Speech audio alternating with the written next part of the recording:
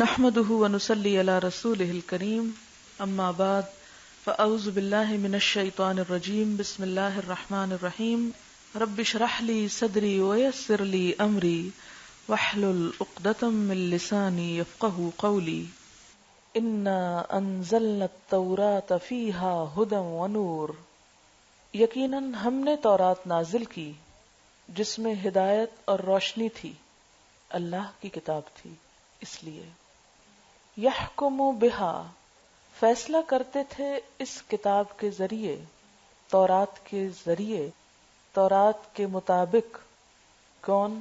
النبیون سارے انبیاء جو اس کے بعد آئے۔ نازل تو موسیٰ علیہ السلام پر ہوئی تھی، لیکن اس کے بعد جتنے انبیاء بھی آئے وہ مختلف معاملات کا فیصلہ تورات کی روشنی میں کرتے تھے۔ الذین وہ انبیاء جو اسلموا اسلام لائے تھے۔ اس سے کیا پتہ چلتا ہے کہ تمام انبیاء کا دین اسلام تھا، وہ سب مسلمان تھے۔ فیصلہ کن لوگوں کے لیے کرتے تھے؟ للذین ہادو ان لوگوں کے لیے جو یہودی بن گئے۔ تمام نبی جو مسلم تھے اسی کتاب کے مطابق یہودی بن جانے والوں کے معاملات کا فیصلہ کرتے تھے۔ یہ بھی بڑا دلچسپ ہے کہ یہودی بن جانے والے، للذین ہادو، اس لیے کہ اللہ تعالیٰ نے ان کا نام یہودی نہیں رکھا تھا یا ان کو یہودی بننے کو نہیں کہا تھا، یہ فرقہ وارانہ نام انہوں نے خود اپنا رکھ لیا تھا۔ جیسا کہ اللہ تعالیٰ انبیاء کی صفت کیا بتا رہے ہیں؟ الذین اسلموا، کہ وہ سب مسلمان تھے۔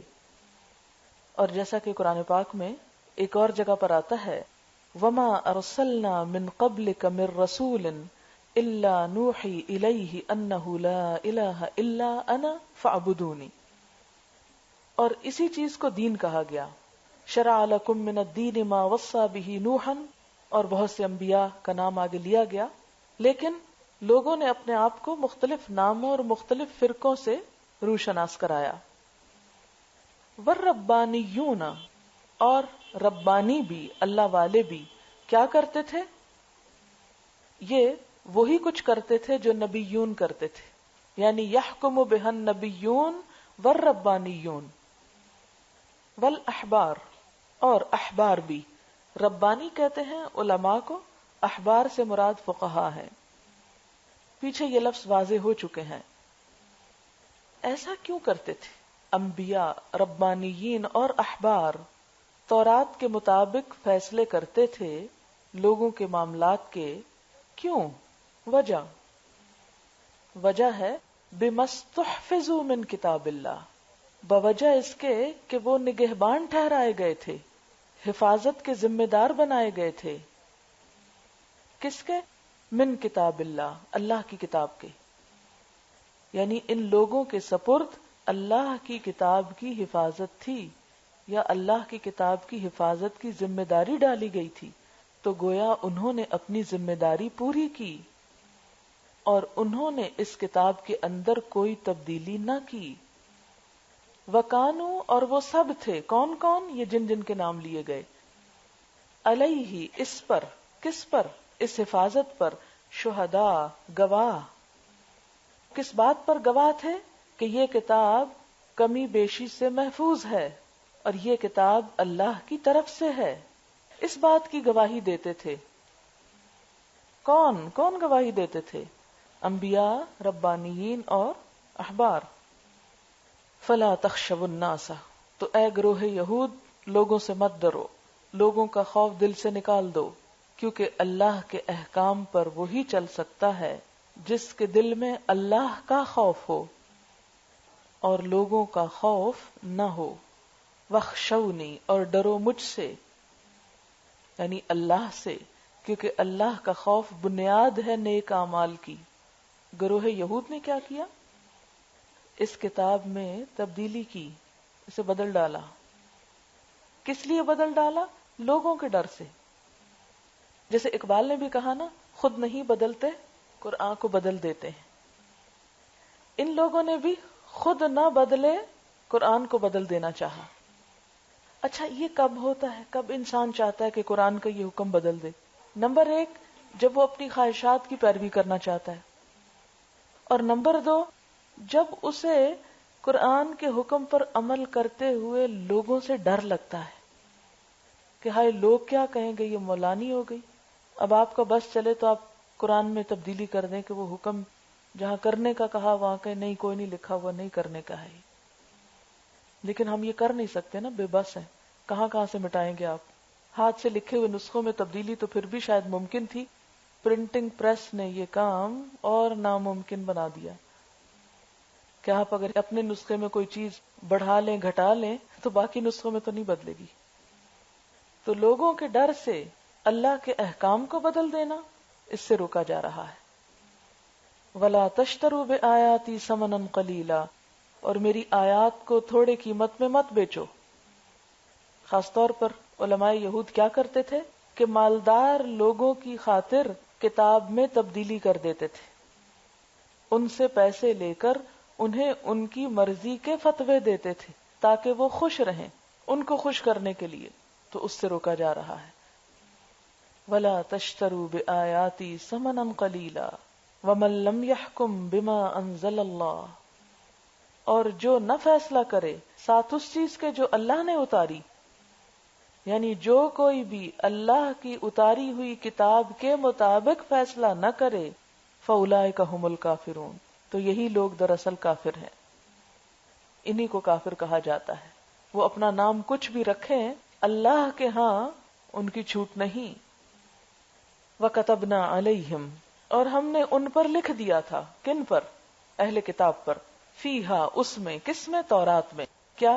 ان النفس بالنفس، کہ جان کے بدلے جان، والعین بالعین، آنکھ کے بدلے آنکھ، والانف بالانف، ناک کے بدلے ناک، والاذن بالاذن، کان کے بدلے کان، والسن بالسن، دانت کے بدلے دانت، والجروح قصاص، اور سارے زخموں کا بدلہ ہے، تمام زخموں کے لیے برابر کا بدلہ ہے۔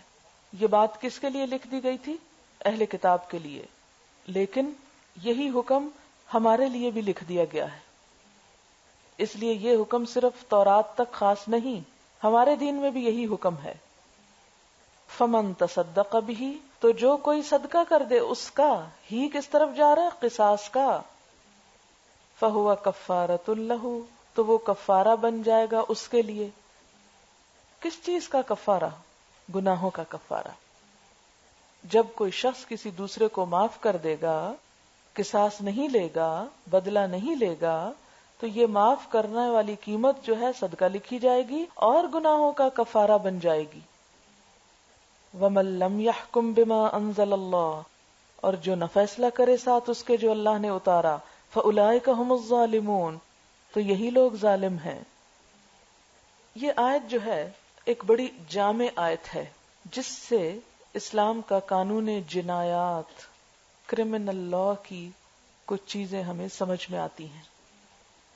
جنایات کرائمز کے لیے آتا ہے، یعنی قتل جو ہے یہ کرائم میں ہے، تو کرمنل لا جو ہے، اسلام کا جو کرمنل لا ہے اس سے متعلق ہے یہ آیت۔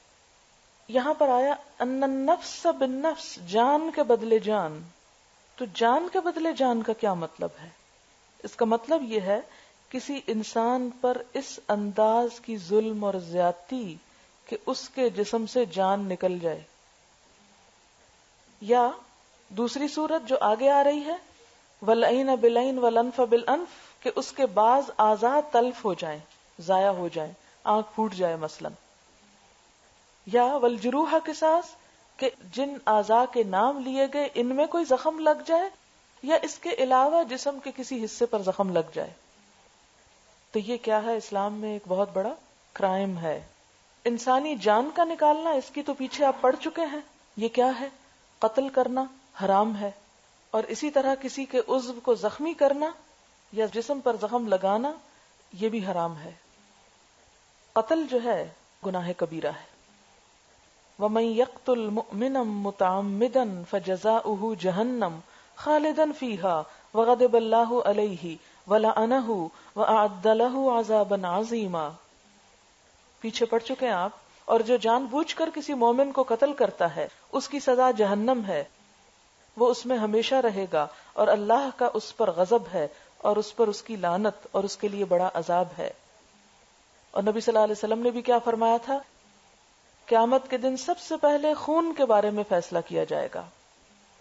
ایک اور جگہ پر آپ نے فرمایا، بخاری کی روایت ہے، مومن اپنے دین میں بڑھتا ہے جب تک کہ کسی حرام خون کا ارتکاب نہ کرے. اب یہ جو نفس بالنفس قتل ہوتا ہے نا، تو قتل 3 طرح کا ہوتا ہے. ایک ہے قتل عمد، جان بوجھ کے قتل کرنا، قتل کے ارادے سے لوہے کی چیز یا لاٹھی یا پتھر وغیرہ مار کر یا پانی میں ڈبو کر یا آگ میں جلا کے یا گلا گھونٹ کے یا زہر کی چیز کھلا کے کسی کو مار دینا. یہ کیا ہے؟ عمد. اور اسی طرح جان کے کسی کو زخم لگانا. تو یہ ارادی جنایت ہے، یعنی ارادی طور پر کیے جانے والا جرم ہے. نبی صلی اللہ علیہ وسلم نے فرمایا، جس کا قتل ہو جائے وہ 2 میں سے ایک بات چن لے، چاہے تو اسے دیت ادا کی جائے یا قصاص لیا جائے.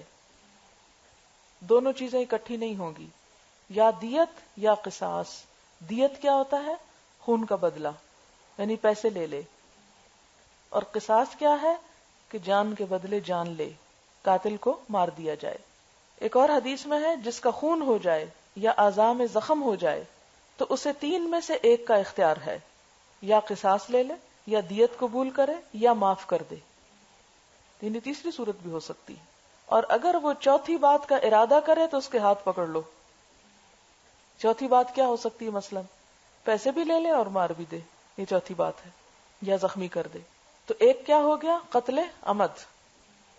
اور اس کے لیے 3 آپشنز جس کا قتل ہو جائے، دیت یا قصاص یا معاف.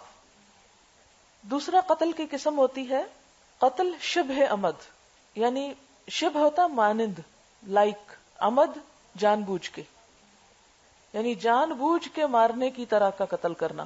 یعنی اس میں شبہ ہے، جس میں جنایت کرنے والے مجرم نے صرف سزا کا ارادہ کیا تھا، قتل یا زخم کا نہیں.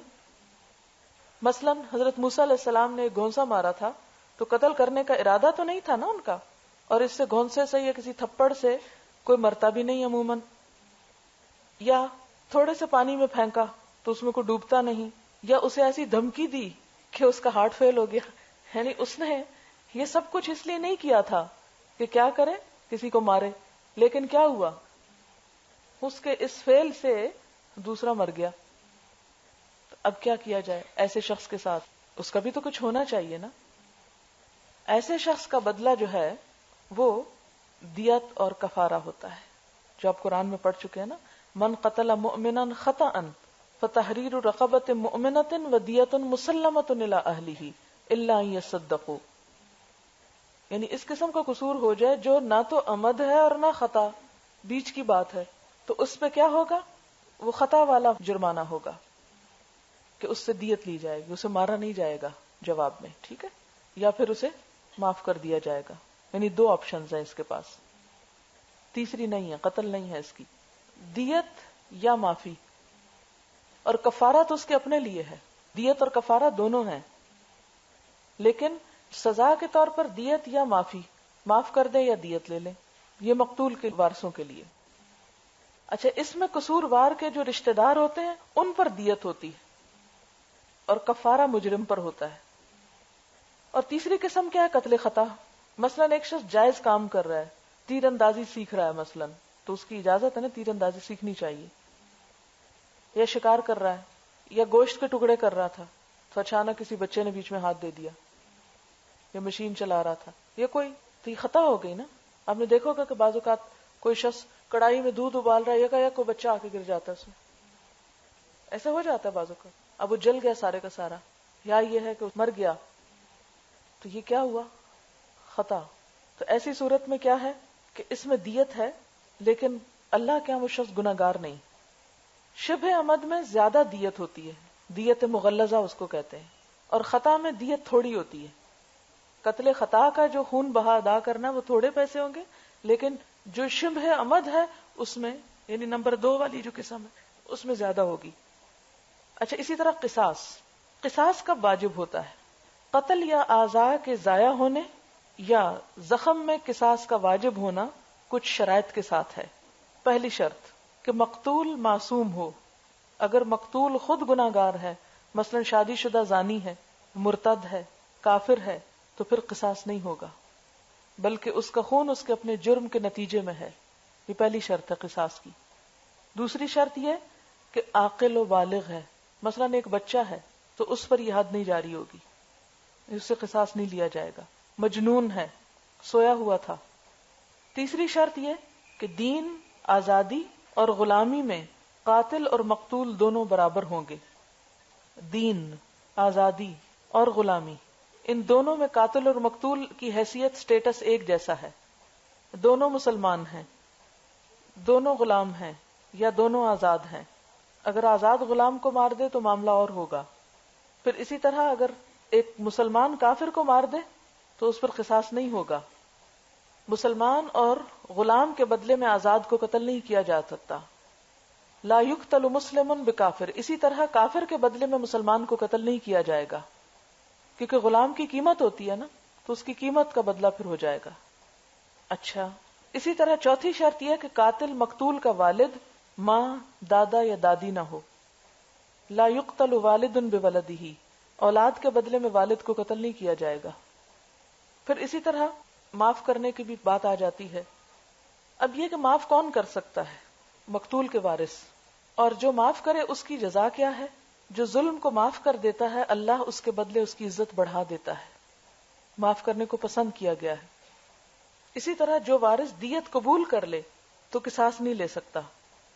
پھر اسی طرح قاتل خطا اور شبہ عمد دونوں پر کفارہ ہے، چاہے مقتول ماں کے پیٹ میں بچہ ہے یا بڑا آزاد ہے یا غلام.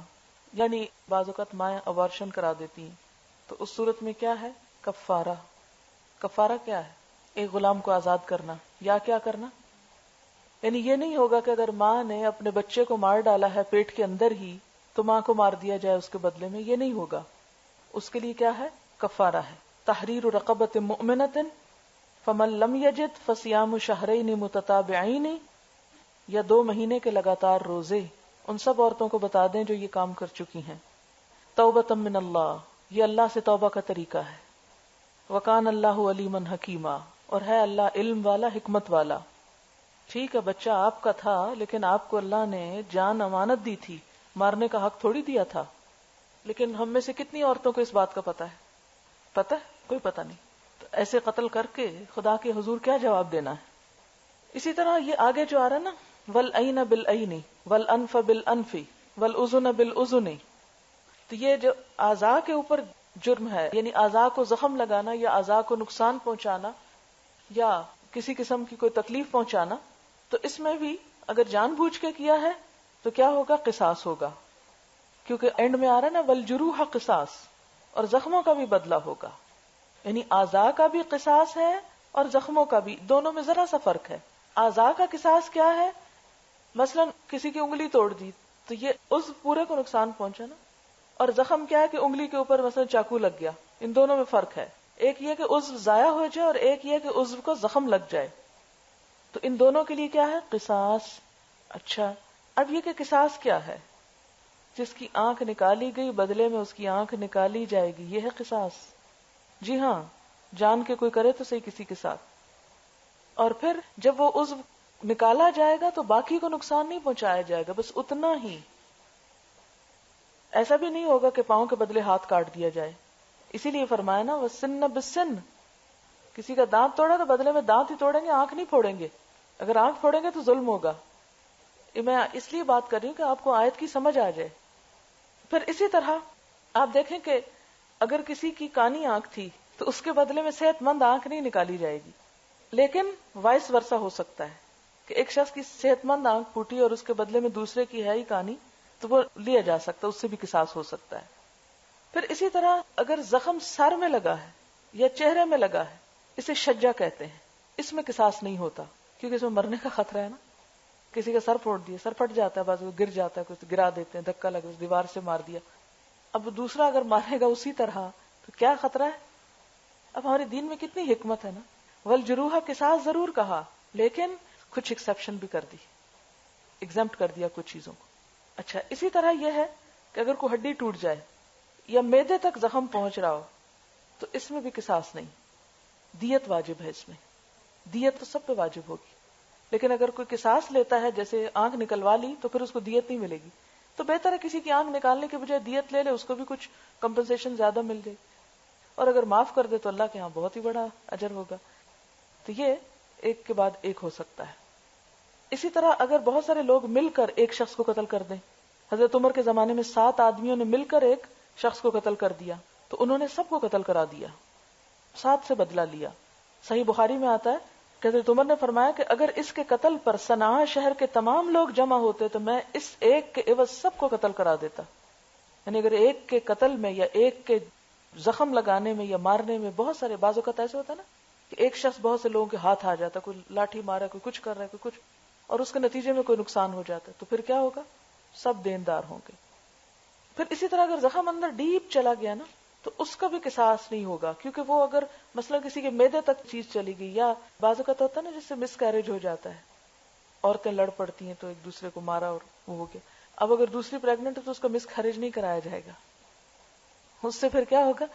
دیت لی جائے گی، کیونکہ اس میں جان کو خطرہ ہے نا دوسرے کی۔ تو یہ چند ایک چھوٹی چھوٹی میں نے ہلکی سی مثالیں آپ کو اس لیے دے دی ہیں کہ آپ کو ذرا سی آئیڈیا ہو جائے کہ یہ اسلام کا یہ قانون دراصل ہے کیا، کیونکہ ہمارے پاس اتنا وقت تو نہیں ہے کہ ہم الگ سے یہ سارا قانون پڑھیں، اور ضرورت بھی نہیں ہے، لیکن ایک روح جاننی چاہیے کہ دین کی روح کیا ہے۔ فمن تصدق به، تو جو کہ اس کا صدقہ کر دے، یعنی قصاص نہ لے یا دیت نہ لے، فہو کفارۃ اللہ، تو وہ اس کے اپنے گناہوں کی معافی کا سبب بن جائے گا۔ ومن لم يحکم، اور جو نہ فیصلہ کرے، بما انزل اللہ، ساتھ اس کے جو اللہ نے اتارا، فاولئک هم الظالمون، تو یہ سب لوگ ظالم ہیں۔ اچھا، اب یہاں سے ایک اور بات بھی آپ کو سمجھانا چاہوں گی، اور وہ کیا کہ حدیث کے بغیر قرآن مکمل نہیں ہوتا۔ اب یہاں تو آ گیا نا والأذن بالأذن والسن بالسن، اب اگر اذن کے باہر نک ہو رہا ہے وہ تو ٹھیک ہے، اگر کسی کے اندر چلا گیا زخم تو اب اس کا قصاص نہیں ہوگا، کیونکہ ہو سکتا ہے کہ آپ اندر ذرا مارنے لگے ہیں دوسرے کو اور وہ کہیں اور پڑ جائے اور اس سے بڑا نقصان ہو جائے، تو وہ طریقہ، عملی طریقہ ہمیں کس نے سکھایا؟ رسول اللہ صلی اللہ علیہ وسلم۔ تو جب تک ہم وہاں سے رجوع نہ کریں ہم قرآن پر عمل کر ہی نہیں سکتے۔ اس لیے یہ جو لوگ بڑی سی بات بول دیتے ہیں نا کہ جو قرآن میں وہ لے لیتے ہیں اور جو حدیث میں وہ تو پتہ نہیں کیا ہے اور کیسے ہے، تو حدیث کے بغیر آپ قرآن کے اوپر بھی عمل نہیں کر پائیں گے۔ اچھا، اب یہ بات کتنی سخت ہے، وَمَن لَمْ يَحْكُمْ بِمَا أَنزَلَ اللَّهُ، جو اللہ کے قانون کے مطابق فیصلہ نہ کرے، وہ ظالم لوگ ہیں۔ کیا ہم فیصلہ کر رہے ہیں اللہ کے قانون کے مطابق؟ دیکھنا تو دور، سنا بھی نہیں۔ یہ ہو سکتا ہے کیونکہ ہم بہت دور چلے گئے ہیں۔ وَمَن لَمْ يَحْكُمْ بِمَا أَنزَلَ اللَّهُ فَأُولَئِكَ هُمُ الظَّالِمُونَ،